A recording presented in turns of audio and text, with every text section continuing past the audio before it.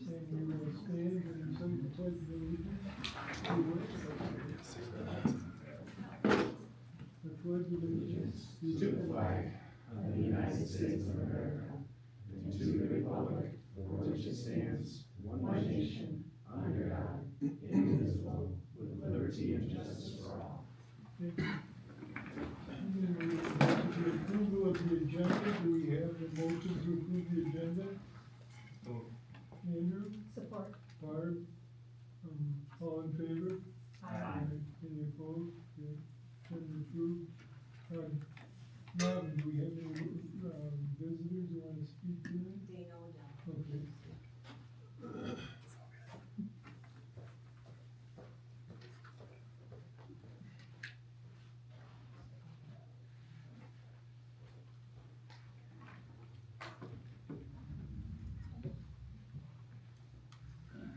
What if you had a proven way to increase test scores, improve positive student interactions, reduce bullying and behavior issues, and help students focus better? What value would you place on something like that? That opportunity is on tonight's agenda. In your discussions tonight regarding cell phone use, I'm requesting the board consider implementing a true bell-to-bell policy for all grades. No access to cell phones from the moment students enter the building until they leave at the end of the day, with clear exceptions for medical and safety needs. The evidence is clear and growing. Constant cell phone access is actively harming our students. In the anxious generation, Jonathan Haidt documents how smartphones have rewired childhood, driven a sharp rise in anxiety, depression, declining attention spans, and lower academic performance. Even the mere presence of a phone reduces students' cognitive capacity and ability to focus. Abigail Schreier has warned that always-on devices rob the developing brain of the chance to build real emotional resilience and meaningful face-to-face relationships. Some argue we should simply teach students responsible phone use. This approach overlooks how these devices are deliberately designed to be addictive, and the documented harms of anxiety, depression, and addiction they create.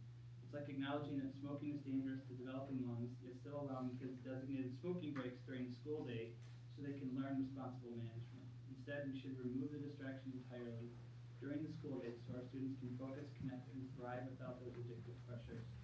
We already see the power of limiting phones right here at HPS. Our summer science program keeps devices away for the entire trip. Students consistently note that this is one of the most rewarding aspects of the trip. Also in Hudsonville, Unity Christian High School restricts cell phone access through the Yonder Pouch system. The system offers a practical, proven solution used successfully in thousands of schools. Schools using Yonder report 84% increased student engagement, 72% fewer behavioral referrals, and 68% higher academic performance. Students place their powered-off phone and other devices like smartwatches in a secure pouch each morning. It locks magnetically and stays in their backpack all day, unlocking at dismissal or the office when necessary. For medical and safety needs, quick access, Velcro options are available. I brought along Yonder's 2025 funding guide, which outlines multiple federal streams that can help cover the expense. I'll share those at the end of my comments. I understand some parents worry about emergencies or the desire for quick access to their child. In emergencies, our district's notification systems and trained staff provide more accurate communication than scattered student phones, which can actually create distraction and chaos during a crisis. For everyday communication, parents still may call the office at any time and arrange to speak with their child. I realize this type of change may initially be met with some pushback, but I believe concerns will subside over time, and the district's ability to demonstrate positive outcomes will quickly become the strongest proof of its value. Hudsonville has the opportunity to do more than what the state requires for cell phone access. I respectfully urge you to adopt the strongest possible cell phone policy. It's time. These are the books I mentioned just quickly. I can pass them around later. Thank you. And I thought I was gonna be able to use my gavel. Okay, at this point, I'd like to turn it over to Dr. Vanderjack. We're gonna have a public hearing for sex education advisory board. Anytime we have a adjustment to our sex ed curriculum, we have two public hearings. We had, this is the first of two. There was an opportunity to view any materials prior to the meeting. I'll turn over to Mrs. Taylor to go through the changes. And this is just a public hearing. After the changes, we will open up for any public comment. And then go from there.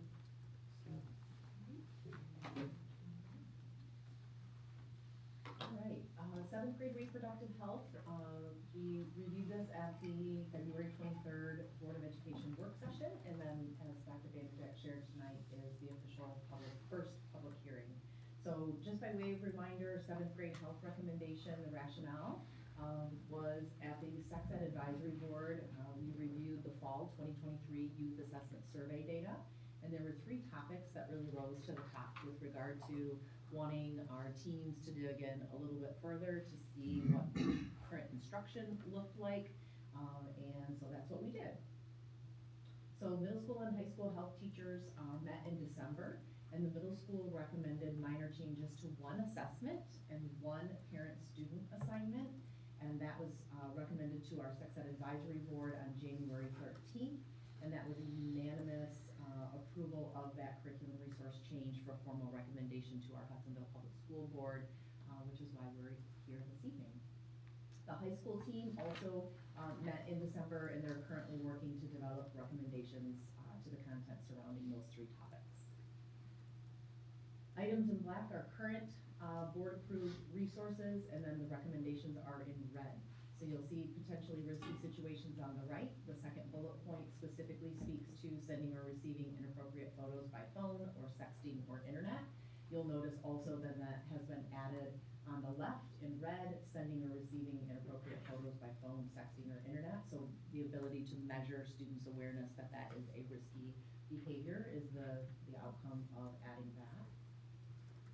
Additionally, parent interview on the left is the board-approved activity that goes home. Those 4 questions are the same as what is on this family worksheet, and the recommendation is in red to add the 2 questions: what are behaviors that are unsafe for me when it comes to technology, and what boundaries or parameters are set in place to help protect me.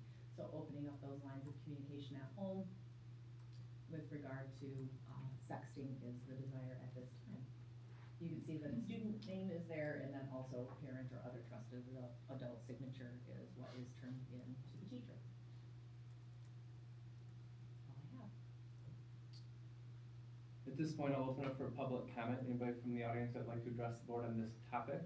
We ask that you state your name. You have 3 minutes to speak. Is there anybody that'd like to address the board? I'll just say a quick thank you to everyone that did all the hard work to this. Wonderful. For the record, that was Aaron Dewey. Oh, He's yep. under 3 minutes. We'll close the public hearing.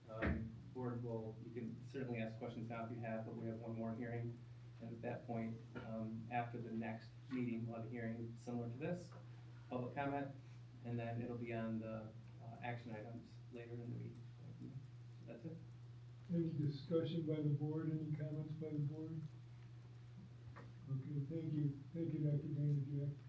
Next, we'll go to discussion items, and we have the district continuous improvement, the response to dyslexia. Again, it's Mrs. Taylor and her team that's sitting here, right? So we have a really exciting opportunity this evening. There's a lot of work that will be showcased tonight, in particular around one of our 4 district continuous improvement committees. We have 2 academic committees and 2 that fall under behavior, or what we call MTSSB. So the 2 academic committees are Pre-K-12 ELA and Pre-K-12 Math. You can see the primary purpose is really just to develop that collective efficacy of this Pre-K-12 team to really engage in shared decision-making and really improving outcomes for students. So these committees have been in place, and really here this evening we are working to showcase a lot of the work in the ELA lane at this time. Overarching, these 2 academic district improvement teams have building administrators that serve as committee co-chairs. So as we move into ELA, you can see that Mackenzie Stefanich is here and Nate Allen is here as building administrators, and they are our chairs of our Pre-K-12 ELA district committee. By way of example, we have 30 to 40 Pre-K-12 teachers representing all buildings and departments that serve on each committee, and they meet 3 to 5 times per year. Again, highlighting in particular, the ELA committee, the 3 individuals to my left, Ms. Laura Beckett, she is our Director of Teaching and Learning, is leading a lot of our response to dyslexia legislation at this time, and our committee, again, led by Mackenzie and Nate, have been doing a considerable amount of work to prepare for the response to the legislation. So I'll turn it over to Laura to start, I believe.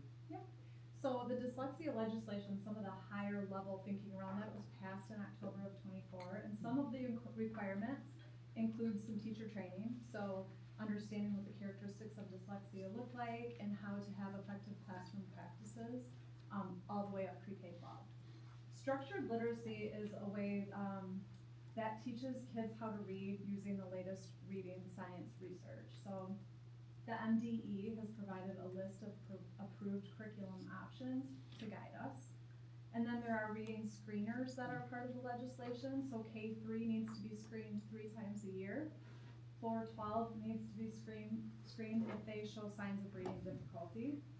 And then support for students needs to follow up from that. So if they screen as having characteristics of dyslexia, it's the school's responsibility to provide some intervention and support for those students. Today we're going to just talk about the structured literacy piece and the reading screeners. So the MDE provided a list to us that's using the, this is the reading rope, and it really focuses on language comprehension and word recognition. Those are the strands that the latest reading research shows. So when the MDE provided their list, they had curriculums that fell either under language comprehension or under word recognition, or they did something called comprehensive, which covers both. At the time, we are going through comprehensive curriculums only so that we could encompass everything all in one. So the list option came out and it looked like this. There were 5 of them that were on there, and our ELA committee got together and went through some of those options. We'll talk more about that in just a minute. The screeners are, as I shared, there's K3 that has to be screened 3 times a year, and then 4-12, and then they're also used for progress monitoring. All of these things need to be in place by fall of 2027. So the 2 screeners that are on the list are Amira and M-Class Dibbles 8. So these are ones that are being looked at right now by a dyslexia leadership team and by our student services and MTSS coordinator. So back in January, we met as a committee, which was, like Amy said, about 40 members, pre-K through 12. And we looked at the different curricula that was available to us, the comprehensive curricula. We looked at 4 different curriculums because one did not get back to us. And so no customer service, probably not a great option for us as well. So we pulled them out of the running. And we used the EQUIP rubric. It's an objective rubric that's been used in the past. It was used for the Bridges math curriculum pilot that they used a couple of years ago as well too. And this is what we went through. There's 4 dimensions that were rated from 0 to 3 for a total score of 12.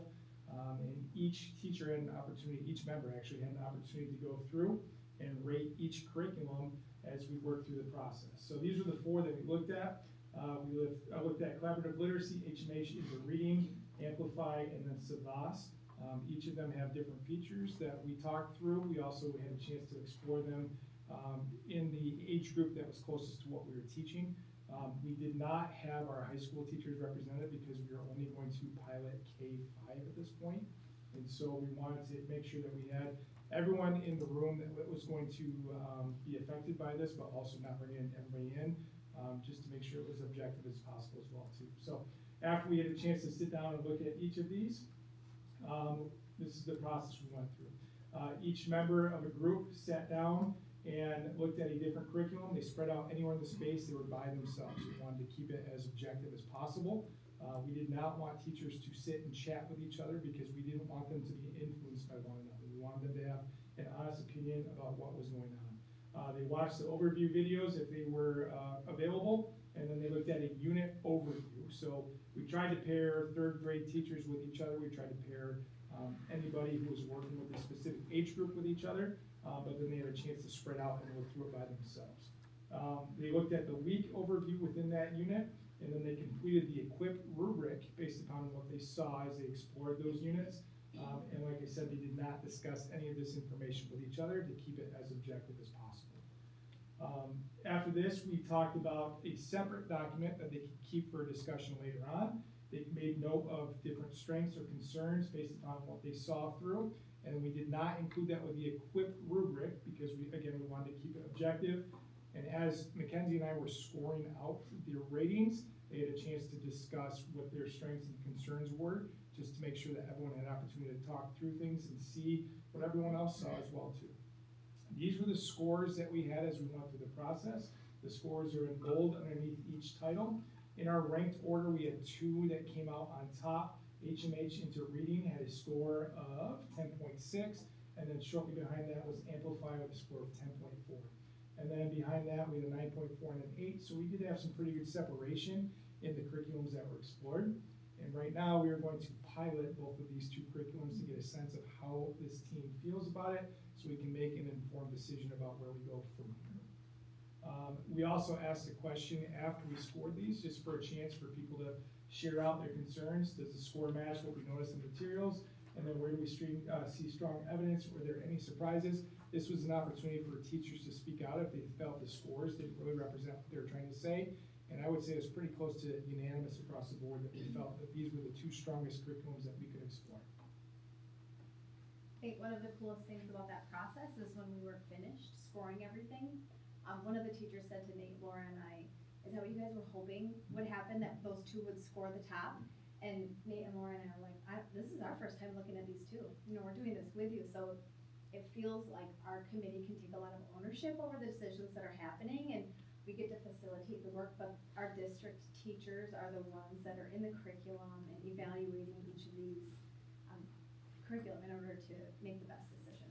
What was the possible score? I mean, was it It was on 12. 12, okay, 12. Did you say that earlier? Maybe indirectly, yeah. Huh? Indirectly. Oh, Four I'm criteria. sorry. It's okay, yeah. I'm sorry. It's all right. Okay. It was a challenging thing to score because we really only had about a half an hour to dive into a curriculum that covers an entire year of content. And, you know, obviously looking at what they sent us, we didn't have the opportunity to see every piece of it. So these were our beginning scores, and then after piloting, we'll get the chance to do the equip rubric again and see what the scores come out as after the teachers had a chance to live it. So we're currently living in the pilot. Our teachers, kindergarten through 5th grade, are piloting HMH right now. So we have representative of every grade level and every building. Our committee members asked their teacher colleagues that they work with in their buildings to pilot with them, and so we have around 42 teachers that are piloting HMH right now. Mid-February, we got to bring them all together and basically just remind us what are our district values and beliefs, what's the research that we're leaning into as we're looking into curriculum for our district, and then just walk through the pilot process. And then we had some representatives from HMH come and give us a training on the curriculum so teachers could feel prepared to dive into it. Our committee is represented, we feel quite representative of our whole district. We have a really great variety and a lot of teachers that are eager to dive into this. Laura did a lot of great back-end work to make sure that the opportunity for our teachers to teach aligned with the curriculum that we would have already been teaching, so there aren't any holes in your 1st grade year if you're piloting something new. So the teachers have had an opportunity to kind of dive into content that's similar to what they're teaching in the spring. So they also had an opportunity to have a 6-week cycle where they could pilot HMH with the expectation that they piloted for at least 3 weeks. We wanted to give a little flexibility to our teachers that are preparing for M-STEP so that they didn't feel boxed in. So most of our grade levels are able to pilot for all of the 6 weeks, and some of them are committing to the solid 3. We finish up on April 1, but actually on Monday we start our training for the 2nd curriculum, Amplify. So we'll bring our teachers back together on Monday. We'll do some reflecting on HMH and we'll collect feedback from the teachers while it's fresh in their mind, what they appreciate about the curriculum. And then in the afternoon, Amplify will come in and train the teachers on the next curriculum, which hopefully will pick up where HMH left off so they can continue on with the curriculum cycle. And then we'll meet again in May and hopefully just repeat, reflect on Amplify, and then have an opportunity to compare the 2 curriculums.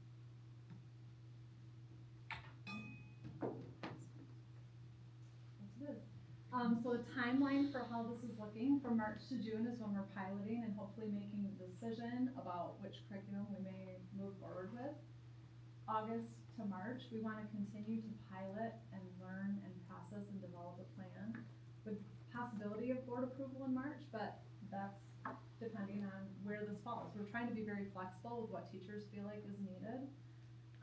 March to August of 2027 is when the ordering details and professional learning will take place, all to stay in compliance so that in August of 2027, we can have a full implementation with all of our teachers. Depending on how the meetings go this spring and final decisions, I know we've had some preliminary conversations around, might it be beneficial to alter the official board recommendation for approval so that PD may be more closely aligned. We're still gathering a lot of information around what the PD requirements are and navigating a lot of that outside of the curriculum. And so there's a lot of moving parts within response to this dyslexia legislation that we're navigating at this time. And so we may come to you on a little bit of a different timeline for approval, but we honestly really want to lean on our teachers and what they are sensing as they make decisions here this spring to guide that final decision. There's a chance that some of the professional learning that would need to happen to coincide with the dyslexia legislation might also fit to be with the curriculum that's in their hands. So if you can overlap some of that, the learning with the structured literacy and having the actual structured literacy in their hands might be helpful. So.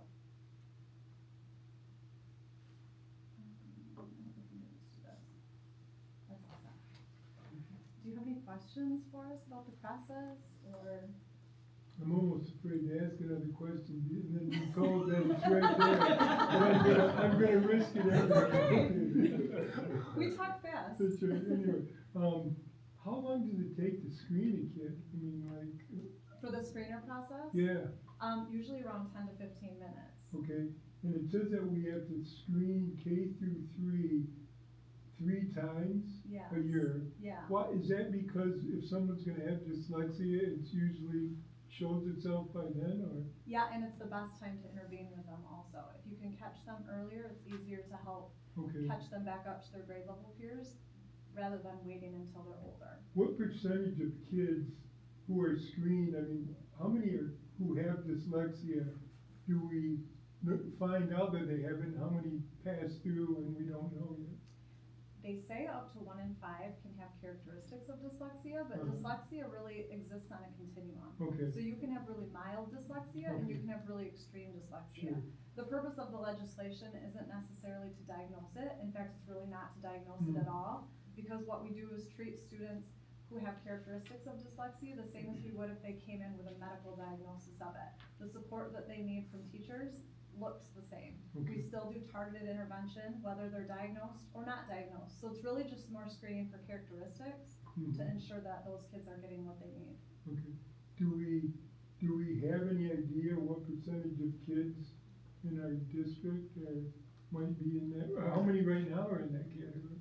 Do we know? We do Okay. not, because we haven't administered a screener that would signify. We certainly have numbers of students that we are providing intervention to. Okay.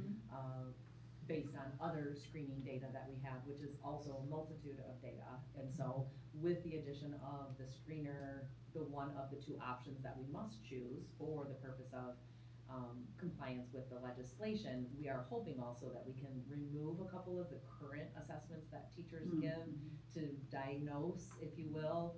It's called a diagnostic, it's not diagnosing dyslexia, that's really confusing. But we dig deeper currently to say what are the students' individual needs and then pair them with a specific intervention. So our hope is, with the legal obligation of one of the two, that we're able to remove a couple of the additional tests that we give now.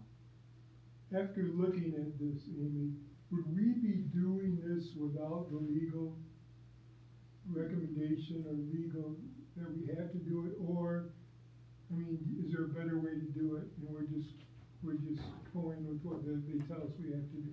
I think the timeline is definitely in compliance. I think that over the last 4 to 5 years, we've provided some significant professional learning around the latest Okay. research of science of reading, and so now we're aligning our resources. I think the timeline just looks a little different because we're also still in only year 2 of a K-5 elementary Bridges math curriculum rollout. So it's nuanced and it's big, and the team is doing a great job. Okay. I also think our staff do an amazing job identifying students that need help, regardless regardless of required screeners or what Okay. program or who's doing what. They know, and if there's a student that may, I think we had the read by grade 3 was years ago, and we had one student that wasn't there, and the teachers, they're like, oh yeah, they know. Okay. That was the overarching feedback I've heard from other districts, is just exactly that we screen kids, we know which kids need help, which kids need support, whether it's dyslexia or whatever. And this targeted dyslexia legislation was an addition that was not necessary, at least in most of the districts that I've interacted with, and there was a strong pushback by MASB on it, so. I'm sure there are districts that need this in Yeah. order to drive those conversations. There's some, but a lot of them weren't. They were like, no, we got it, just like we do, so, you know. But it's here, so we move forward. So we Yeah. respond, So we right? respond, yeah. So what, if we look at our curriculum as it stands now, if you could put a pin in some of the things that the legislation requires that our current curriculum doesn't do, like, do we need a new curriculum because of the legislation? Or is legislation saying, hey, we're already working on these things, right? You want me to answer that? Yes. It's recorded, be Yeah. careful. We have, been holding off on getting a new curriculum, knowing that this list was coming out, and also knowing that we needed to align our resources to more updated research, so. Got it. Some districts did it already, and now their curriculum's not on the list, so they're scrambling with what do we do? Understood. So, Okay. we've done a lot of work with our teachers in professional learning so that they could respond, but there are a lot of differences in latest research and what that shows up as in the curricular resource versus what we're currently teaching. And my question was gonna be, what are we currently, what is the curriculum that we are using? We're units of study, so we're, reading and writing workshop. Mm-hmm. Mackenzie, what's the feedback so far for the teachers that are in your building that are piloting it? They're really excited. I would say the feedback right now is all very realistic. While this is a lot, I have my manual in my lap every single day, and we've taught units of study for years where teachers haven't needed their manual in their lap. So that's a shift. There's a lot of unique technology supports that are like, instead of me as the teacher having to write a word and then we decode it together, but the screen will do it and we'll put the dots under each sound and we can flash it really quickly without me having to come up with the words. That's a great resource that helps teachers like do a lot of phonemic awareness really quickly without a lot of prep. So kindergartners who's piloting at Park, so there's a lot of really good feedback, but it's a lot of work. And they're excited about it, and they also know, just like with Bridges, the first time you do it, it feels so overwhelming, and the second time you do it, you feel really good about it. So it's been really optimistic. I've had the chance to get into other classrooms with Laura across the district, and I feel a lot of pride in our teachers. They're just being very realistic around the challenges of new curriculum and the excitement that comes with learning new things and finding a way to do it better. Go ahead. After you. So, there's two curricula that we're piloting. Are we only gonna do two? Like, what if this first one is like a flop? Or like, oh, we got one, right? Or is there time in our schedule? Cause my son is a 5th grader and his class is piloting this, so I'm hearing all kinds of things from my son. He's 11, right? Yeah, so you're like, Right, it's like, Yeah. he's 11. But does our schedule allow for us to pivot if we need to? For the sake of your son too, starting it in 5th grade is a lot harder than when you grow up in it. So K1, 2 are having while it's still rigorous, it's an easier transition for them, where 3rd, 4th, and 5th are like, our kids have so much learning to do. So the rigor probably feels really high to them. It is. It's like, I don't understand. We used to do it this other way, and why are we doing it this way? It doesn't make any sense. And he's doing exactly what you just did. Like, anyway. So, Yeah, but is sorry, I guess do we have time to pursue other options if we have to? Absolutely, I think we entered in, and that even came up during the committee, like, what if we don't like these two, then what? I mean, there are only so many on the list, and so I think I would be surprised if we got to a place where teachers were saying neither one of these will do. I also live in a space of it's not about a curriculum, it's about the knowledge and teachers. And so over the last many years, all of the PD that we have been providing to teachers, not only does it need to continue, but also that positions our teachers to have that excitement and enthusiasm about what is now in front of them that is aligning with the knowledge, that they don't have to find that additional resource or pull out that additional manual. We have supported with some additional supplemental resources, but quite honestly, we held off on a lot of that as well, because it's quite difficult to then remove those supplemental resources when we need to all get on the same page. And we were trying to manage teacher capacity with the Bridges rollout. So again, it's nuanced and super proud of our teachers too. They do love the way that they're all connected. So their reading is connected to their writing, which is connected to the vocabulary and the phonics skills they're learning. So while it's a lot of work, they also said, I'm not trying to find a book that connects to this phonics skill I'm looking for because I have it. So. Yep, got it. Thank you. Appreciate it. Have you spoken with any schools that are using any of these programs, like connecting people? Good, yeah. I'm trying to tell them what we don't like about it, so we can like figure out all the secrets that you don't really know until you're like Yeah. deep. Yeah, great, good.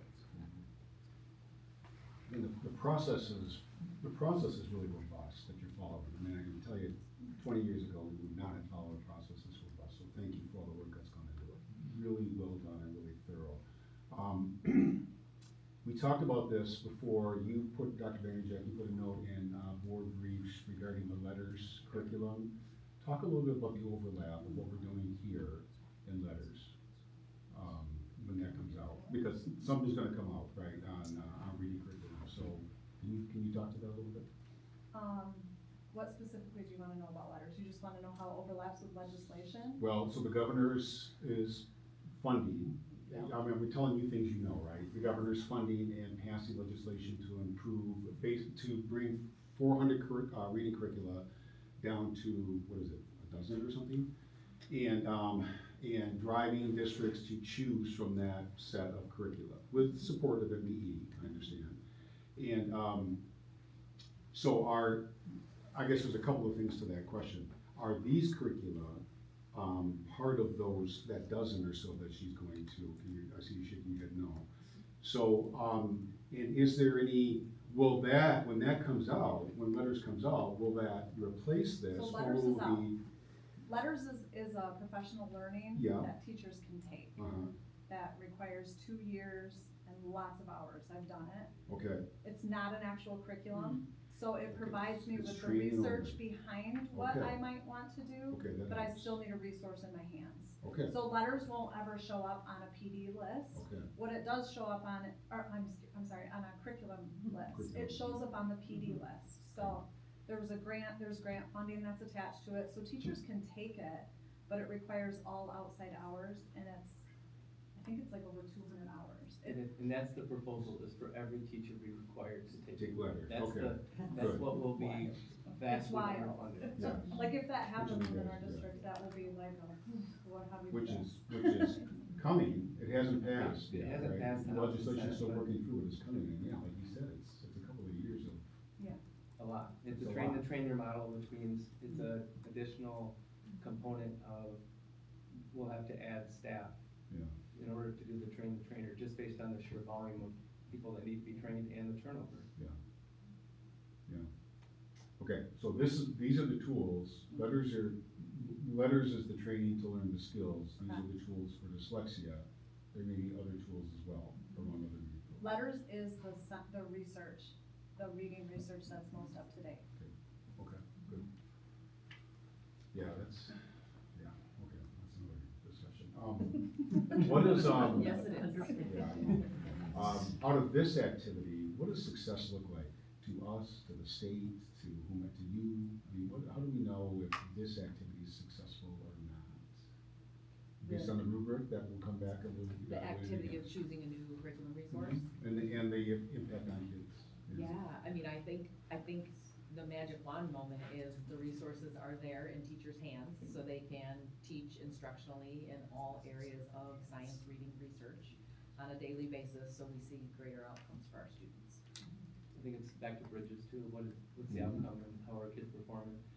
How are teachers adapting to a new curriculum based on its change, Mhm. right? And the first year is Laura mentioned, is challenging. The second year is fairly rewarding. More of our kids see it when they're not just starting in fifth grade, but when you're looking at a fifth grader that's had it for 3 or 4 years, how are they doing academically, and how are they flowing through the curriculum from one to the other? Okay. Any, I think I know the answer, but I'll ask the question anyway.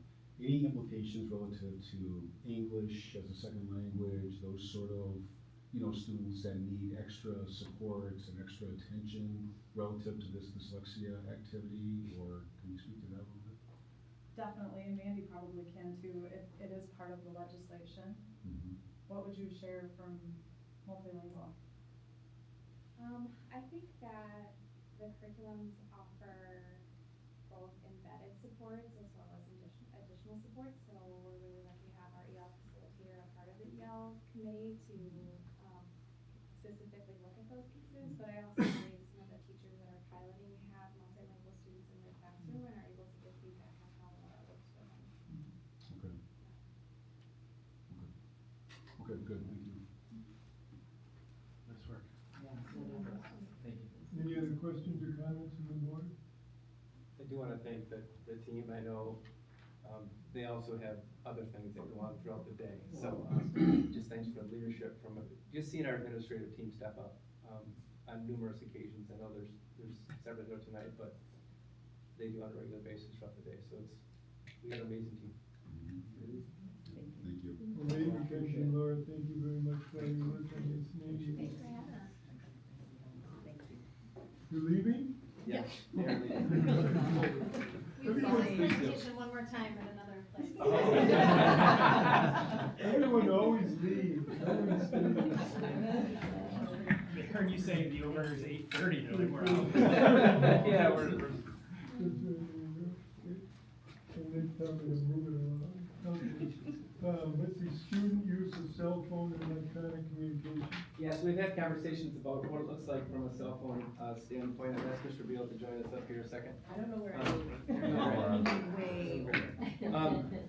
We know the legislation goes into effect next year for what it looks like for cell phones in our buildings. We have policy in place right now regarding cell phones at both middle school, high school, elementary. We can control a lot. We can't control how many parents buy their kids cell phones and go from there. So there's a bigger issue, I think, than just what schools always have to navigate. But one of the options that we discussed was looking at different components. I did meet with several different vendors on different things that they offer. Everybody's got a solution. There are some districts that just say no phones at all. You can't even bring them in the building. Going from there, talking to kids that maybe experience that, their perception is different on what really happens, from whether it be in the bathroom or in areas that they still use their phones, or their watches that are connected to their phones and you can't see them, or earbuds and what they can do with communicating via other devices. We did look at what it would look like if we maybe had a program that would give us what we're looking for from student management of phones. I met with a fairly sizable group of parents. Had a second meeting with them. Nick was able to be at that meeting when we met with the interschool advisory parents. The first time I met with the parents, I know a board member was there, I don't remember who was at that meeting, but it could have been Dawn. I know she's not here tonight because of her passing of her father, but we had talked about parents that have been very clear that my child will have their phone on them. We had a parent that said, I was in an active school shooting and my student will have a phone. When you have 2,000 kids at the high school, there's a lot of stories. There's a lot to try to navigate and try to build consistency. If we had 600 kids, maybe we could look at do different things. But one of the programs that was brought to our attention is called the Commons app. I did share this with the board last week, and we started looking at what does that look like. It's an application on your phone. If you choose to bring a phone to school, the application kicks in so that you don't have access to use anything on your phone, from social media, pictures, videos, those kind of things, gaming, all of that goes away. It can be used as a phone, almost like a flip phone. It goes back to the good old days of a flip phone. So in case of emergencies, you have access to your phone. Several other options in case of emergency you do not, have access. So it was something we looked at. I think in order to really bring any recommendations to the board, we're not looking at recommendations tonight for policy changes. I have not even, I know Joy and Nick's are on the policy committee, we haven't even talked about what policy looks like yet. Troon is gonna, issue their recommendations for policy a little bit later. We have handbooks that we have to update. In order to do that, we've talked a lot about the Commons app. Jordan and I met with the owners of the app to show us what it can do. We've included Craig Steenstra from instructional technology, we included Jeff Smucker from operational technology. We included teachers to kind of see what their thoughts are. We've had some conversations with some kids informally about what their thoughts are. I think I told you what the conversation of the high school kids that I met with was. Juniors and seniors are mature enough, but freshmen and sophomores shouldn't have phones. That was their feedback.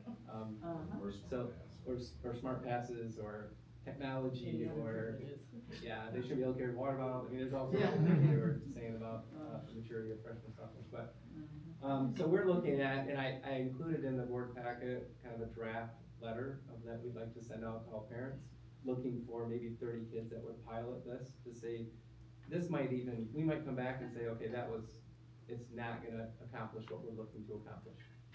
I do think there's an element of education that we are responsible, regardless of good, bad, or indifferent. K-12 institutions are responsible for educating kids on what's next in life, and I think there's a component of that. The question is, can we find something that meets the expectations of the board and the letter of the law, as well as educate our kids on what's right or wrong. This application basically is a geofenced on the building itself, so when the students come in the building, it activates the campus. It could be campus, it could be building, it depends on how you do it.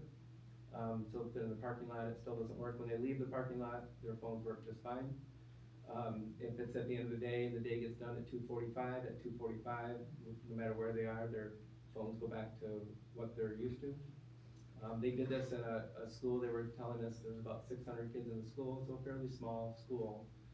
They had about 40 students that didn't want to put the app on the phones. They had to drop their phones off in the office. On day 2, they had 5. On day 3, they had 0. They're like, all right, it's not a big deal. It's not collecting data. It's not doing anything. All it does is kind of almost put your phone in airplane mode, if you will, when you're in the building during school hours. It's something we'd like to try in order to bring it back to say, I don't want to bring any recommendations to the board. If it's like, this does not do what we want, it'd be a waste of your time and ours, going from there. So we don't know if we're gonna get 30 kids. I think we'll get at least 30 parents that'll say, yes, do that to my kid. And that's what we're looking for. See, we got a couple already. So that was kind of the conversation that we had. I know there's a lot of conversations about what the use of cell phones might look like in the district or not, whether it be the start of the day to the end of the day.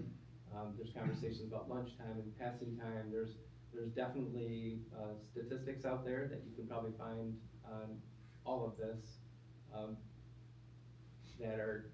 you can find anything on anything. So those are just some preliminary conversations. I do think we have to have a bigger conversation regarding policy and what this looks like, but probably more likely the end of May, when we can bring you a recommendation. And the recommendation might very well be, we can't find an app, we're not gonna do, and there's problems with anything out there, so it might just be, here's our recommendation for policy that meets the letter of the law going from there. That's a lot. I don't have I provided some information in the packet. We have additional information that we can share regarding the actual application, what it looks like. It's pretty straightforward. We give them names that they have, and their phones, basically, they know when the app is on their phone, and the administration gets a alert if somebody either deactivates it or removes it, and they get a list. So initially, it would be some administrative oversight, but then it diminishes from there, where other kind of cell phone control devices take everyday administration. And you're talking you know, for a school our size, you're talking at least 3 to 4 additional administrators or people to oversee it. You're talking quite a big expense, on doing these things. The other option is to tell parents that they get a cell phone until they graduate from high school, but I don't think that's gonna happen, so. Dr. Vanderkis, what's Yes. the cost of something like this? So it's about $3 a student. The pilot, they're giving us, we asked to do a small pilot, so it's a lot less expensive. Quite frankly, it's like $1,000 to bring it up for the onboarding, which is really nothing. So, you know, if you look at one solution might be closer to $60,000 to $70,000 plus staff a year. This is substantially cheaper, and I think we think it might address the concern. I do think when you ask kids what they do, most of our, and I don't wanna overgeneralize, but there's a population that's on social media, and there's a population that's gaming. You remove those two from, if you talk to kids about texting, they're like, oh yeah, we don't do that. We use Instagram, we use Snapchat, we use it. To mom and dad, maybe. The biggest probably offenders will probably be parents texting their kids, kind of like my wife used to text my son all the time when he was a senior. And he should have thrown her lost under his the phone. bus so many I times. have, exactly. He's not here Because to defend I himself. kept telling, not her, Dylan, but I kept saying to Jordan, take his phone, but, nobody cared. Anyway, does that answer, Dr. Hooper, does that answer? Have you talked with the teachers, like, what are their thoughts on this type of an app? You know, I think it's interesting, because if you ask the teachers, I think, in our building, they'll tell you it's not a problem. The kids have to put their phones in the phone hotel, or they're out of sight, and teachers oversee it. Now, there's a lot of teachers, there's over 100 teachers. Are there some that, when kids are done with their homework, they're like, they don't care, they don't know? I don't know the answer to that, but I think overall, teachers feel that they control it, to the point where it's not disruptive or interfering. The biggest challenge is, I think, maybe passing time, maybe cafeteria time, maybe times when there are social opportunities even during class. I will tell you that, from an administrative standpoint, and I can't speak, Mr. Beal can speak, but the amount of discipline that happens sometimes with inappropriate use of cell phones is also a challenge. That's a whole other level of what kids are doing when they're videos, or there's altercation in the hallway that people want to videotape and share. That's a whole other layer of discipline. Do you want to? Yeah, I would say that would be something that hasn't happened as much, but when it does, for students reporting, like if there's a fight, that's a problem that we deal with. I would say, anecdotally speaking, at the passing time and lunch time, when they are using, to Dr. Van Jack's point, it's very much gaming and social media. So the apps themselves are what the addiction is there, more so than the device to be able to contact mom or dad in the event of an emergency, or even a non-emergency, just you have to pick up your brother after school. Or I think that even though we all grew up in an era where our parents could call the office and they would get us a note with 2,000 students and our staff and our easy access to our kids, it would be probably a little overwhelming to go back to that type of just call if there's like an easy update that we're so used to texting. So this wouldn't remove the ability to text, but the apps that are the addictive piece, it's the philosophy sort of behind the Commons app, is removing those during the school day, which I think is a good thing, and it's at least worth trying to see. That was our intent. Is this something we can bring back? We have to learn. We think we have maybe a common solution that might work. So this, I mean, I know the answer to this, but how, this fits the letter of the law? You I can think have, I added that. I'm sure you did, so you can physically have it, you can use it to communicate, you just can't use it for social media and other things? Like Well, that's the intent of the law, That's the but the way it's worded. I think our teachers would still use phone trees, they'd use their phone hotels Sure. and have the same expectation. Okay. But this is another layer of, we trust, our teachers do amazing. We trust most of our kids, and we just wanna trust all of them. So to that point, does our policy today meet the law? No. In what way? It falls short. That we, basically, the policy is students are allowed to have phones and use them when teachers, allow them. To do so. Yeah. And the law's definition of instructional time is a little bit confusing compared to like a pupil accounting audit definition of instructional time. So there's still, I think, a lack of clarification from the legislation about that. It was poorly written legislation, but only because it's, you know, if you look at, That's part of why I'm asking. Yeah. Because, yeah, I read it, and it's confusing, or it's not clear. well, if you think of passing time as considered instructional time, Right. however, one of the passing times around lunch is not instructional time. Right, So right. based on the law, every kid can use their phone during one of their lunch passing times. Right. We just don't know which kid have which passing time to be able to keep track unless we make them wear different colored shirts on the day that they Right. get. I mean, it's just, that's why it's, So is the spirit of the law, instructional time meaning actual? yeah, I think they mean during the actual time in the classroom, that there's no disruptions, that teachers can teach.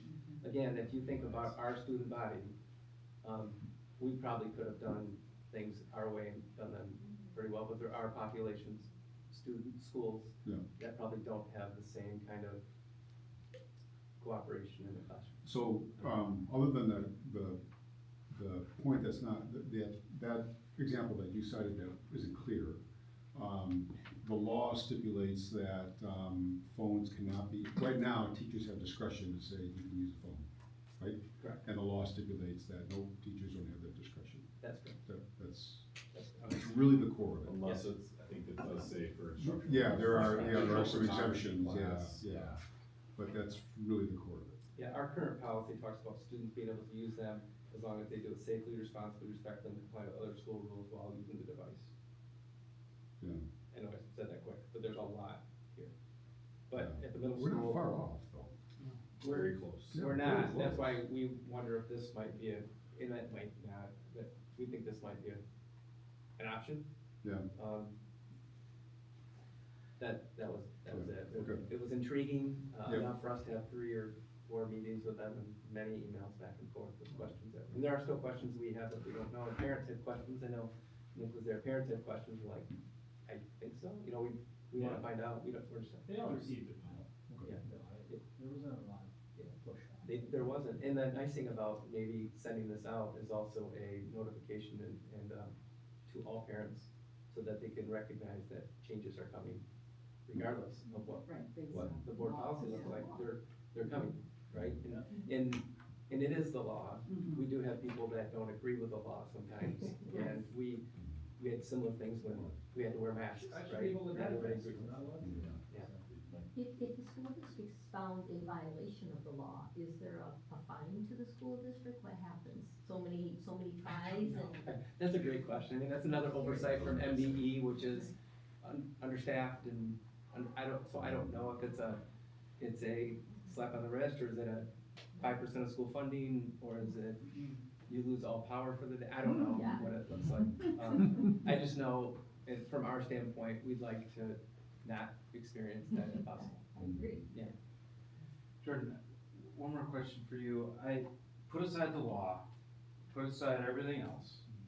You got kids, you see this, you got your own kids that may or may not have phones, you see students in the hallways all the time, you understand the behavioral, the social, all the dynamics that smartphones and this technology brings to these kids. Yeah.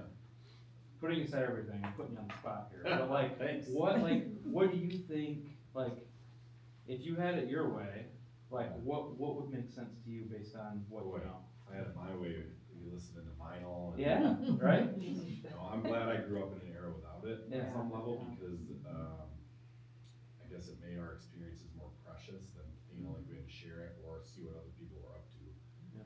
So it's, on some level, it's hard for me to relate to their, how they connect with it, but a lot of times it's how they stay connected with their friends.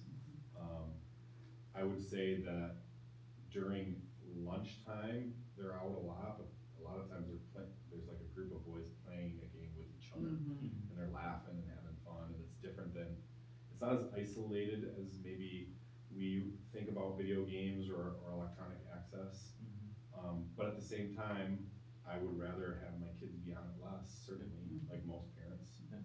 So I think when we look at the policy, and we look at like complete removal, like never, ever, never, you're, 1, 2, 3 strikes, you're out, suspending kids over it, etc. A lot of times parents support on this is all over the place, between, get rid of them altogether, or my kids, like you mentioned, my kid's gonna have a phone no matter what, we live through this, that, or the other. So there's a really wide spectrum on it. What I would say is it would be nice if they were on them less just in general. Yeah, make it the norm, right? Like, Right. try it like on summer science, it's like the norm. It's the norm. Nobody questions it, it's Part of just the what it reason, is. it's part of the reason why I was intrigued by this, piloting this, is because when we had our conversations that we've had via Zoom with the founders of this product, it was about the philosophy of sort of retraining the habit of, I don't need and I can't access this addictive thing to check my social media, to game, or to, see what Snapchat I missed or whatever. They can't do that, but at the same time, it's appeasing to parents. It seems like a good middle ground. So I guess if I had my way, this would work perfectly. And quite honestly, I wanna try to pinpoint a few kids that I know are techie, and see if I can, buy them pizza when we get feedback from, or something to say, I want you to try to get around this. Like, it sounds weird, but show me how to break it, and I'll, give you a high five, and then we can either give feedback or say this isn't for us because it's too easy to get around it, without us seeing it. So I think this is a wise move to try this, because it seems like a good middle ground to retrain and establish, like, I need to check my phone and get rid of that feeling, because they literally can't do it. But at the same time, be appeasing to, don't forget, you pick up your brother after school, that access that our parents want to our kids, that might not be worth it all to like an administrative assistant to like pull a kid out of class or try to get them a note with 2,000 kids there, but still allow them to check that passing time or lunch. It does also give us an opportunity for those programs that are whitelisted in a science class when the kids use their phones from an academic standpoint, or they might, for any other academic, we can whitelist a program so that kids can use them if needed, versus not even have access to them. And so they do, there's some other opportunities. That's really helpful. Did I answer your question? Yeah, totally, that was perfect, thank you. That's what I wanted to hear, like, the dad, How I feel principal, about it. everything, Yeah. Nick wanted to hear. Let's just say there's two phone calls or kids something with the last name Beal that are in the pilot. Yeah, all of We'll them. see how they like it. About 15 people per team. No, I agree with everything Jordan just said. Yeah, I think it's the addictive component of it. If all this thing is gonna do is make calls and texts, we're not gonna use the phone anymore. I mean, in theory it makes sense, we're gonna test it out. But yeah, I do think, as much as it would be nice not to have their phones, it's 2026. It's kind of a hard ask. It seems like it's totally worth trying. It's hard, because we're responsible during the day, Yeah. but the minute the kids get home, they're on their phones all night long. They're at restaurants with families, always on their phone, and it's unfortunate that, I don't know, I just think there's a learning opportunity now. Exactly, this is not gonna be perfect. Yeah. Is what it is. I was thinking, if we could put a $5 gift card, give the 30 volunteers, as, just, hey. See how many parents. We might get 1,300. So parents are getting these Then we'll know emails. what their price is. Yeah. Everybody always has a price. Parents are getting emails, so students aren't asked to choose to opt in, we're asking parents first to opt in. Did your children volunteer, Jordan? They were voluntold. That's what I thought. That's what I thought. They'll be rewarded for I that. think you'll get 30. We're probably gonna send it, I know we're not looking for, I know there's other questions about cell phones, I don't know if we wanna talk about it now, we will have to have a deeper conversation about what's next, we just wanna be able to come to you with, it might be a totally different recommendation, we might look at this and think this is not. I like the idea, I mean, if it's right. I do too. For sure. You So find we a gotta get solution, around they it. will find a way around it, they did with other products that are out there, so. Anyone else? No, thanks for sharing. Well, I'm gonna weigh in here then. My first conversation with Dr. Vanjack was several weeks ago, and I basically told him, if it were up to me, there'd be no cell phones anyway. And he said to me, okay, I'm glad it's not up to you. I did not say that.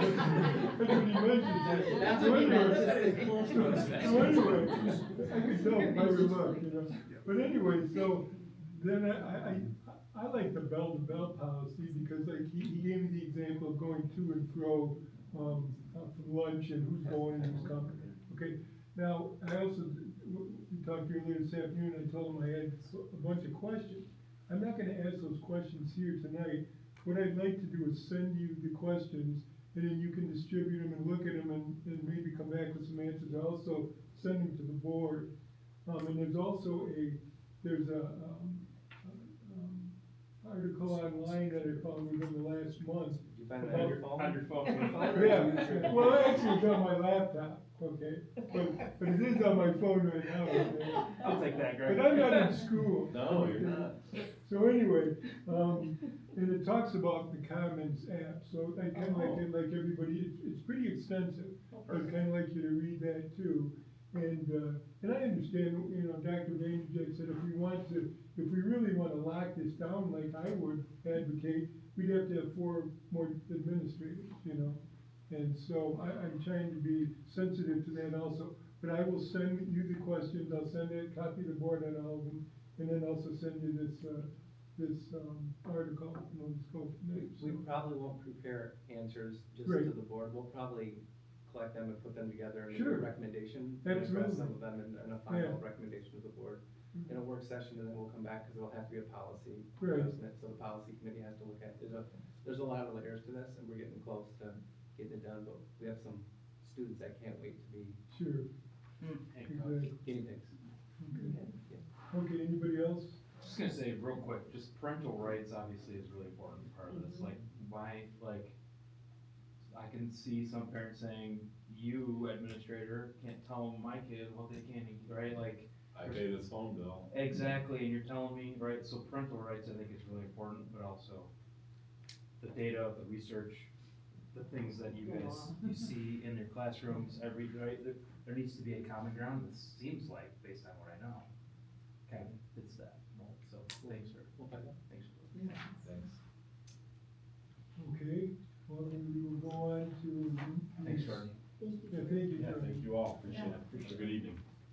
The exciting bus and truck purchase recommendation. No, nowhere near as exciting as cell phones and reading curriculum, but, they're part of what we need to do.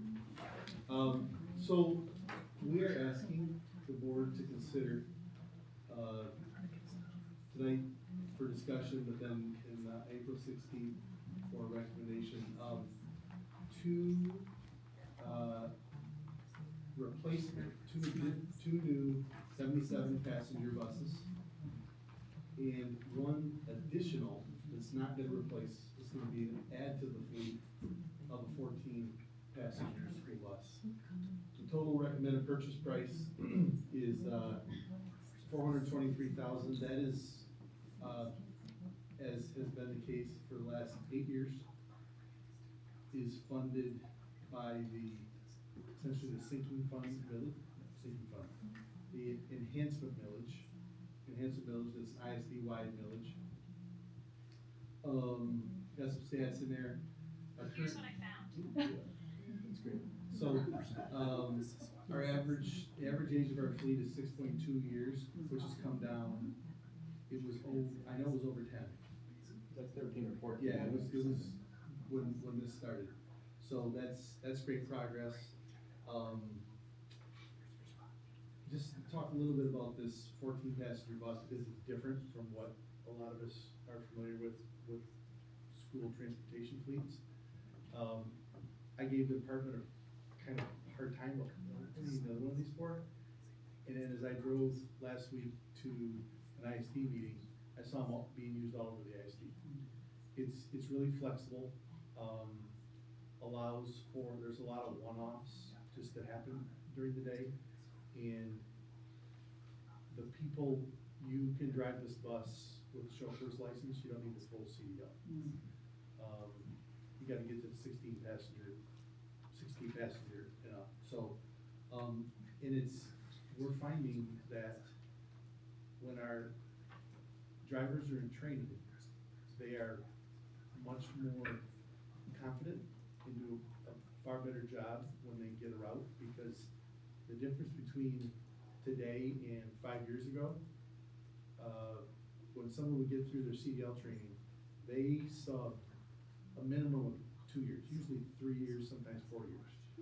Now the day they're done with their training, they're on a route. And that's really changing the nature of just transportation in general, because a lot of our drivers don't know how to sub.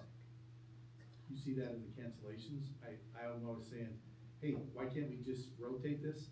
Well, a lot of our drivers have never subbed. And it's a big deal. They've only had their own route. They just don't have that mindset of flexible. So this is really helpful, to add this to the fleet. We went through the normal process. It's been delayed by 3 months this year. The Michigan School Business Official Program, getting all the dealers to get their prices in. So it was just available actually 2 weeks ago, the pricing.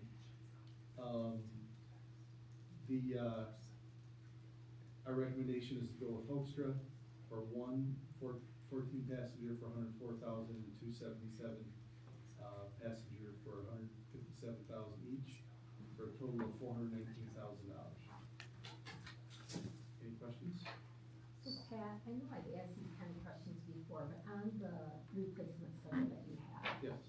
the bus number 3, it's 3 years older, has more mileage than bus number 2, but it's not scheduled to be retired until 26, 27. Is that because of the capacity of the bus, 36 versus 71? No, so what I'm seeing, Barb, what I see here is actually the unit number 3. You're talking about the number 9. Is that the one you're talking about? I'm talking on the spreadsheet. The third one It down. says number 3, unit number 1. Okay. It's the first one that's under the 2 that are kind of grayed out. I've got It's you, not yep. highlighted. Yes. So that motor, that engine, is doing a lot better. Okay. That's basically ISB is mechanic speak for a Cummins, Okay. and DD5 is mechanic speak for Detroit Diesel. Okay. And we're just having, you can look through the years when we bought all Detroit, you can see the DD5s. Yeah, this one isn't a Right. DD5, it's an ISB 6.7. Correct. That's why Okay. we don't need to Replace that one. replace them. Yeah, those are faring pretty well. Probably what you're looking at, I'm seeing the same thing you're looking at. Okay, the one right above it It's the is size, the capacity, It's the because of what capacity. he talked about, the 2 smaller buses. Okay. And the 71 is probably, and sometimes the ones with a larger chassis, the larger buses, they actually just last longer. Okay.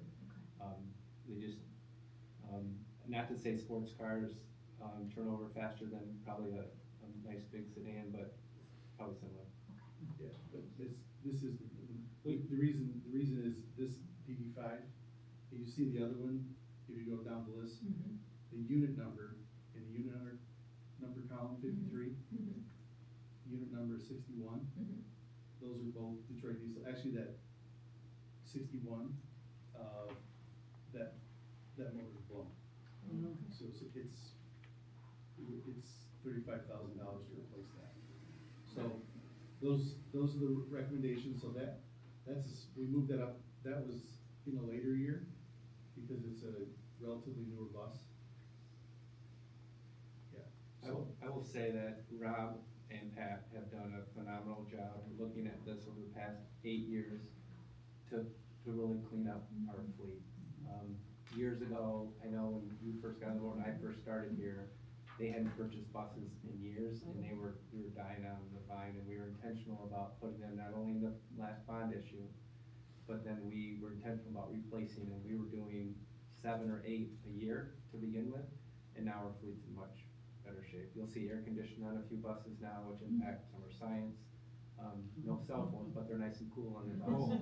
Yeah. So, but there's just a lot of advanced features and safety features and so forth that you'll see on buses. I know this isn't about the conversation, but we've had a lot of conversations about electric too, and there are challenges with that. You'll see some districts have gone to some electric buses, and they're not getting away from electric buses, because it looks a lot different in the winter in Michigan than it does in Arizona, for electric working through those conversations with the team, under Pat's leadership, with Rob, just done a great job addressing the need, of buses.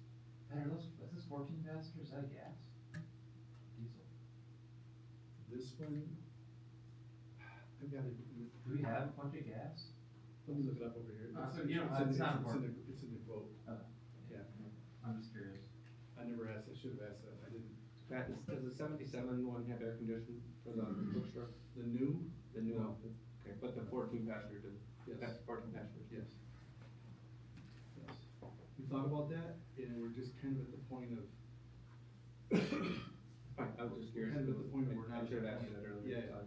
no, that's fine, cause Rob and I talked a lot about that, I said, why don't we just do it? And it really gets to the point where we need to make it's a bigger conversation. Yeah. Roll the windows, not roll them down, pull the windows down. Yeah. Don't really roll them down. Yeah. It's not like they've got to be in that bus as long as they are in the second floor of Riley and Baldwin. Talk about how hot. Thank you. Any questions, for Pat about the buses? Okay, we'll move on then to the Chromebook. We're gonna talk about the trucks. Trucks. Oh, trucks, That's okay. then. That's okay, yeah. Yeah. So I think literally the hardest thing we buy are trucks, because the dealers don't have to just, all the trucks are sold. I can say that, they're all sold. And so getting them to participate in these fleet programs is really kind of a pride thing, trying to get them to, invest in the local community. And we do have great, dealers in the area. So, this came out last week also, the Michigan My Deal program. We were able to match that with the local dealers, but we're asking for, a Ford Expedition to replace an old Suburban. 2 Ford 250s to replace 2 trucks in the maintenance fleet. And then it's been very, I would say popular. We've got these, I think some of them probably made it out west too, but these transit vans are just Awesome. phenomenal. I can't say enough great things about them. We've got great visibility. When we take them to, we'll take a group of people for, in my world, we go look at furniture, right, Amy? You know, and you can just have a great conversation. They're stable, they got duals in the back, and everybody wants to use them all the time. So we're asking for one of those, two replacement trucks for the maintenance fleet, and that Ford Expedition.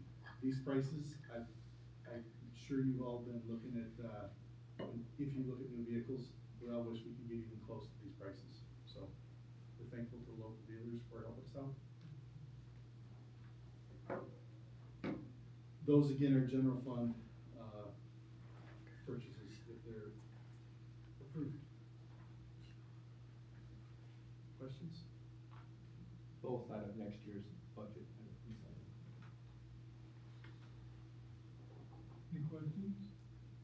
Thank you. Okay, so we're all set, thanks, Pat. Yes. Okay, now we'll go on to the Chromebook and Mac purchase recommendation. Yes, as Dr. Vanderjack said about, the transportation department led by Mr. Matthews.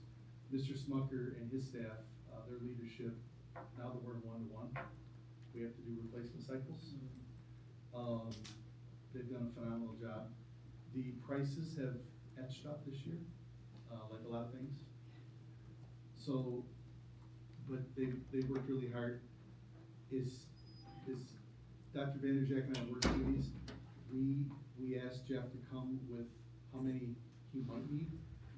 There's a chance we don't need to order 3,200 Chromebooks, but this is the high end. He needs some replacements, but this is the max. So if we were to purchase all these Chromebooks, we also have in here, it's the cycle to replace the elementary carts as well. So we're buying, our recommendation is to buy new Chromebooks for our 5th and 9th graders, as well as, K-4 classroom carts.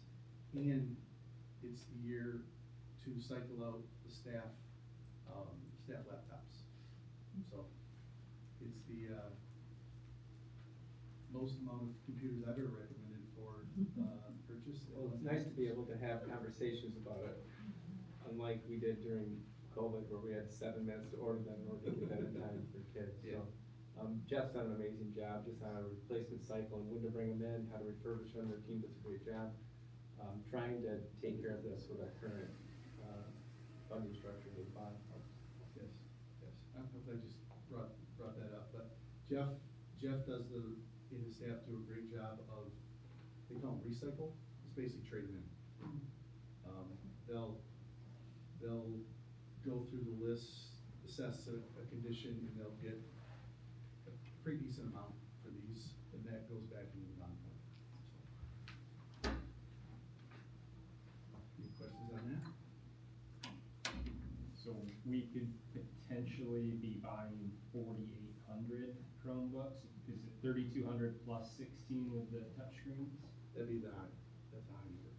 And the touchscreens are for The carts. all the Yes. carts are all touchscreen. The little ones. Yeah. Is this what you're talking about? Yeah. This guy? They don't trust me with the touchscreen. As well as the staff, you'll see the staff ones on there, the MacBook Airs. It's a $5 difference. I know it's per device and it adds up over 3,200 potential devices, but we just look to do it all. Yeah. Say that again? I'm just looking at, if I'm reading this right, the regular Chromebooks are Oh. $441, the touchscreens are $446. Got it, for another $5.80, 7 cents, yeah. Yes, that is, fake news by me.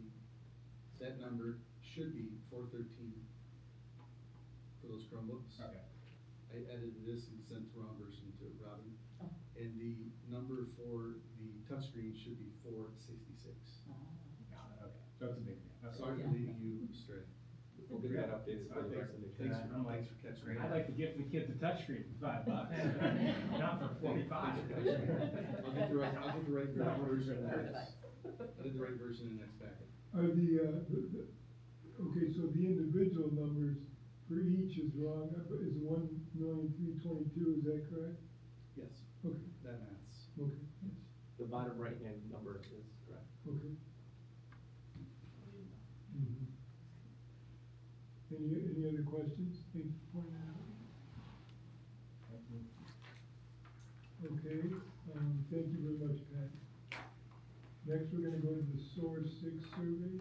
So we conducted our focus groups, the question after I presented the findings to the board, and now it's trying to clean up the surveys with 2 tasks in mind. Number 1, try to have some consistency with the previous surveys, so we can do some longitudinal work to see if we've improved or where we need to address things. And then number 2, to get feedback from our focus group to see what things we need to maybe add or don't have to ask anymore, because kind of the ship has sailed on some of those things, or what are some new things out there we want to address. There was an added component in these surveys. If you recall, we did the My Student Voice survey last year, along with many other districts. We wanted to include 18, 6, is it 6 on each survey, I think? There's crossover, so. There's a few questions that we wanted to ask from that survey, but since we're not gonna give both surveys this year, we embedded those questions into these surveys. Go from there. So it's not only what questions do we add because of what our community is saying, but we added a few other questions, so we have exactly worded questions based on before, so that we can do comparisons between last year's data and hopefully next year's data. I will say there very well might be some grammatical things to address in these surveys. We do these and then we have to hit, before we do anything, we hit accept changes and then we look for grammatical things. We also are gonna recruit a board member to take a close look at these, because we have somebody that, as a former math teacher, I can't tell you how much I appreciate it when I get emails, because you're so nice, Joyce, I'm sorry, I'm not throwing you under a bus, I know we might buy some buses, but, just by, I was gonna have to read all these. no. Can't You wait can, for a minute? you can, but yeah, we'd like to accept some changes. Really what I'm asking for, are there things that the board can look at, and I'm not saying you had to look at them prior to tonight, I know there's a lot there. But if you can try to take a look by the end of the week, over spring break, we convert these to Survey Monkey, so they're ready to administer. So we have a little bit of time, but if there are things out there, as a board member, like, I wish we were asking this, please let me know, I might be able to address the reason why we're not anymore, or let's add it. There's nothing wrong with that, they are lengthy, I don't wanna add 40 other questions, but if there's something that you really want to know, there are a couple questions in there that are also for, educational purposes, to explain things about operational versus bond dollars. We've added, to try to inform also, so, just some thoughts. So I don't wanna go through each question, each change, you can see the markups on there. But I did take some notes, so I can just send you an email. Please do, if you have time, or if you want, I can, I've gotten some feedback from a board member, I can say these are the changes we've made, it might cross off several of yours, or if you wanna send me an email, like, you can just make sure. I'll just send you a note. Okay. Yeah, thanks. Thoughts?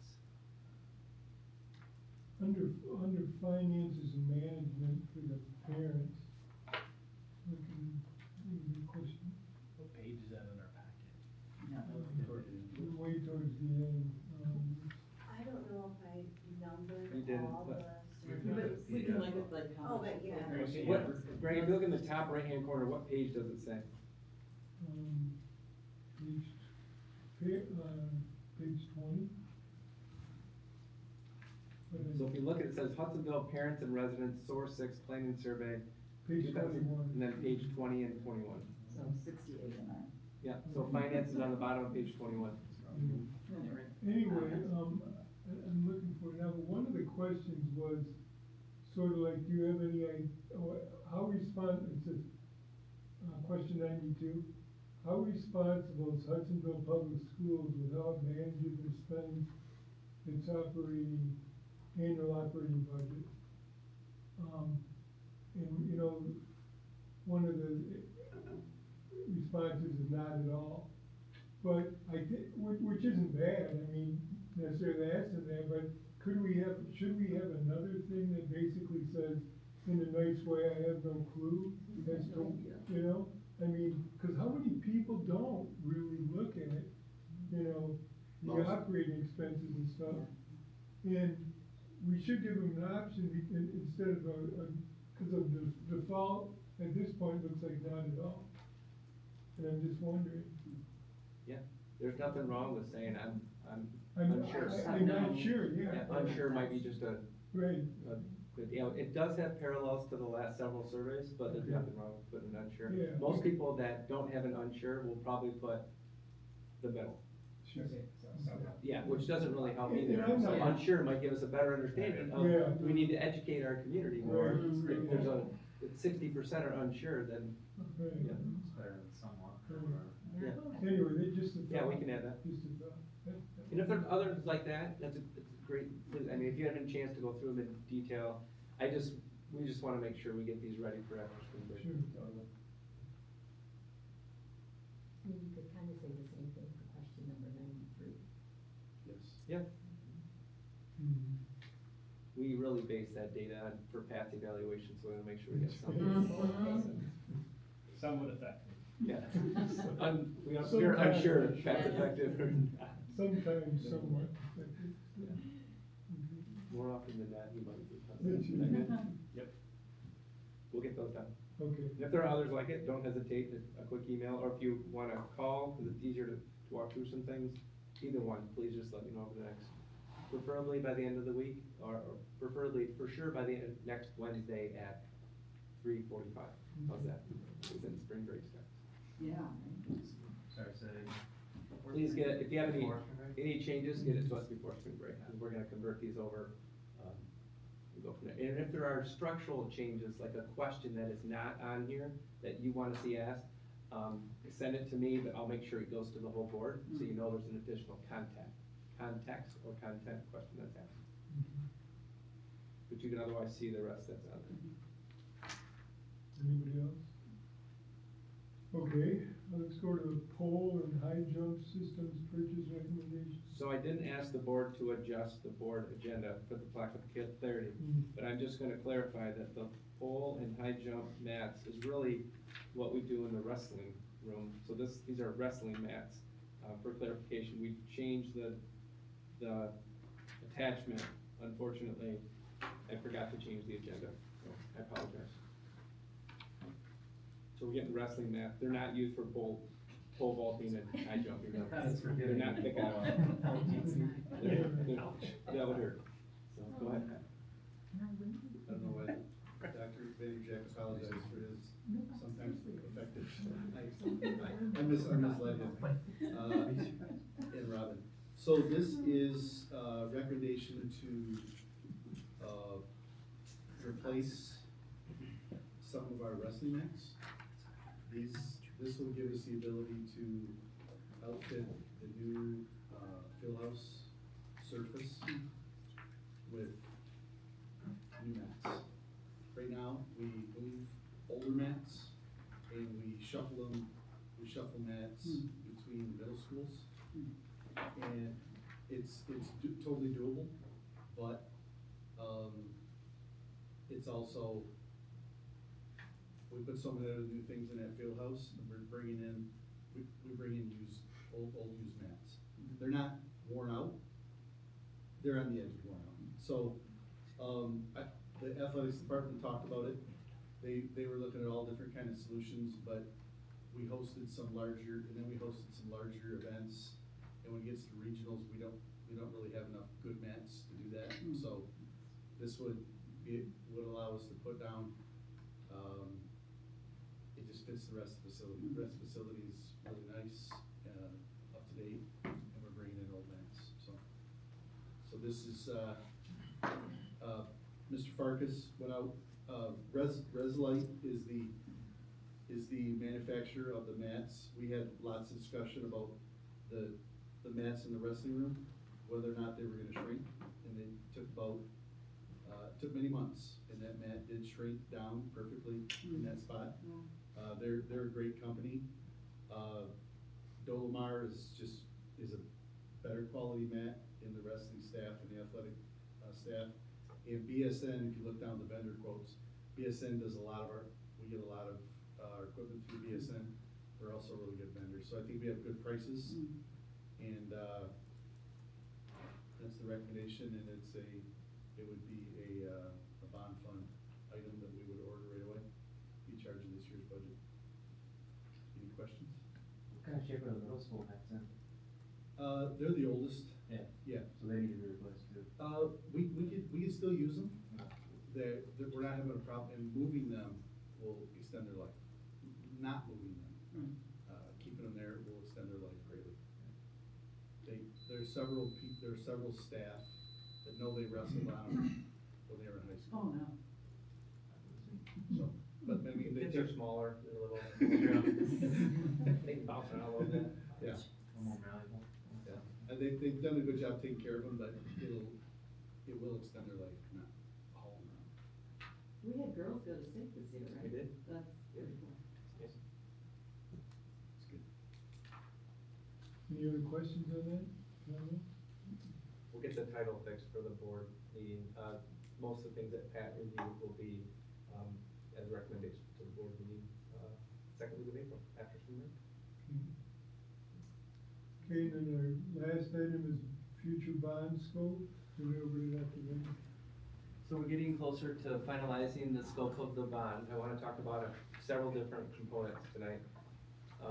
It's starting with kind of where we are from the bond layout itself. We've listened to a lot of feedback, not only from our constituents, but from the board. And this is kind of where we land right now. I'll talk a little bit about what the next steps might be. Our timing really gets down to having board take formal action, hopefully in April, or at the last, we have a bond app that we have to do in May, before it goes to the Department of Treasury, if November is the right timeline. If you look at the scope, you know, we estimated we can probably, have a capacity of about 270 million. This is asking for under 250, because I think there are some things, we talk about wants and needs, and these are things that I think rose to the top. Unfortunately, the administration building didn't rise to the top. However, we talked about what that would look like from doing some work over at the current early childhood center, which could be converted to a career tech building. And I'm gonna show you some designs right now, to kind of give an idea of what we're looking at, if that's okay. But I wanted you to get the scope of what the financial picture looks like. These are not, these are still estimates, so I'm very cautious of putting them out there when somebody looks at this and say, I can do this a lot cheaper, but that's not the intent of this. The intent is to really get our arms around what it would look like from the price of doing something. That includes escalation of cost based on the timing of things, if it's in series 1, 2, or 3, based on what the contingencies are, based on architectural fees, based on construction fees, and all of that. So there's a lot here, there's a lot to this, but I think this includes everything that we had surveyed our community on. And I want to talk a little bit more about surveys when we're done here. Probably need some tech help. Yeah. Which one, please? Is this A3? We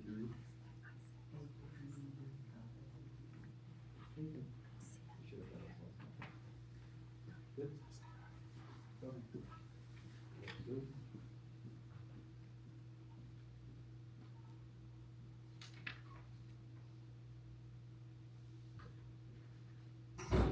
Okay, so here's kind of a draft. Again, these are not, we're looking for a lot of feedback from the board. This is not yet, so anybody that wants to take this and say, I took a picture of this because I know what it looks like, here's what it looks like. So here's Georgetown's campus. So here's Georgetown's campus. You can see, if you look, that's the 5-6 building, to give you a general idea. So if we were to put an early childhood center, this is kind of the idea of where to put it. You have Bauer Road at the top, you can see the middle school is at the bottom, you have the existing 5-6 building, the continuation of the road between, and basically a site, which allows us to still maintain that green area for our cross-country course. You would cross the road at the top, which is the entrance to the building, and you'd cross at the bottom. Very similar if you've been to Allendale High School with their cross-country course, which is a pretty nice course. You cross the road twice just because of the layout. Very similar idea to that.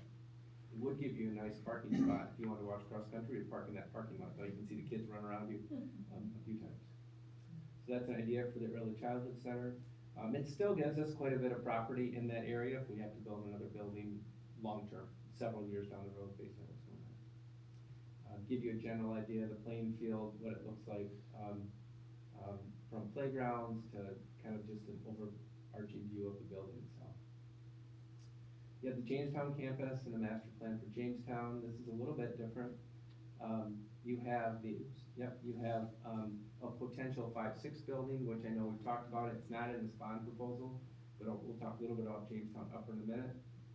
With this layout, you can see the early childhood center is on the top, kind of the top center of the property, would be to the west of Jamestown Lower. You have parking for not only staff, but you have parent parking for the early childhood center, playground, which is what we consider accessible to those that want to use it, but also not visible from the main roads. We did that intentionally at the 5-6 building. We've talked about doing that with other buildings when we can. The reason why we looked at this location prior, instead of switching those two buildings, is because we own the property to the west. We also own the property between. The property between is still being utilized by the farmer that's there, to allow that work to continue until the property truly is needed. We probably need the back end of the property for a road short term, but that still allows the farming to still take place, which is good to stop it from turning into wetlands, which can be challenging with soft 5-6 buildings. You can also see the idea of replacing the track in a new turf field along with tennis, but then you're also adding parking back in there, so it allows that to be used as a facility for various events, also not just a field for the middle school to use. And you're close enough that it can be used, by whether it's ECC, whether it's Jamestown upper or lower. Questions on this? Which are really replacement courts, because we have courts Yeah. at Riley. Yeah. Gives you a general idea of kind of what it looks like, from a graphical standpoint. Graphical, I guess. Looking at upper elementary, this is one idea, one option.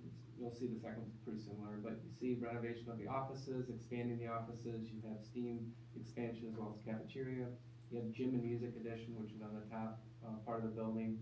That's putting it kind of on the end of the building to not interfere with the playground that is directly east of Jamestown upper.